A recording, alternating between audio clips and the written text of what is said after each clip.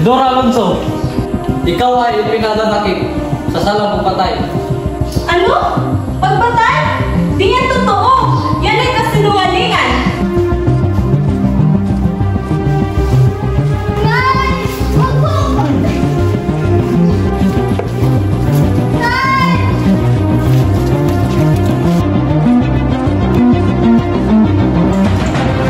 Hindi siya pwede kay kulang nang walang paglilitis. Inosente ang nanay ko!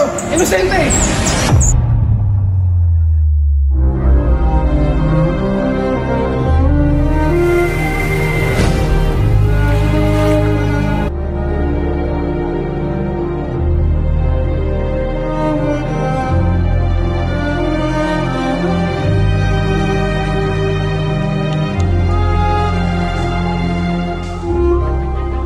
Obrein Avenidos, Jose Rizal Mercado y Alonso.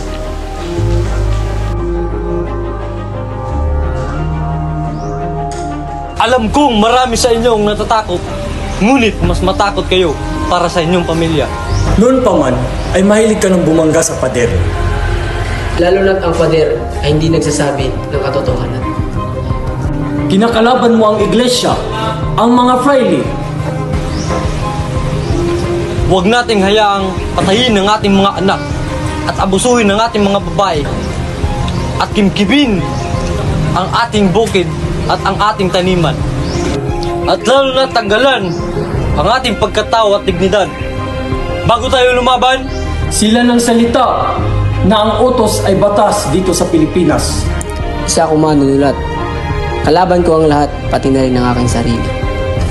Pero sa pagsusulat mo, ang pinapakita mo lamang ay ang panig ng mga Pilipino. Ipapaano naman ang mga fraile o ang Kastila? Hindi magsulat din sila kung gusto nilang marinig sa kanilang panig. mga kapatid, darito na ang himagsikan. Ilabas ang sedula na sumisimbolo sa ating pagkakaisa sa Espanya. Ngayon, ulitin ang sedula.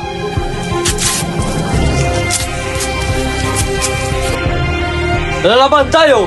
Viva los Filipinos! Mabuhay! Mabuhay!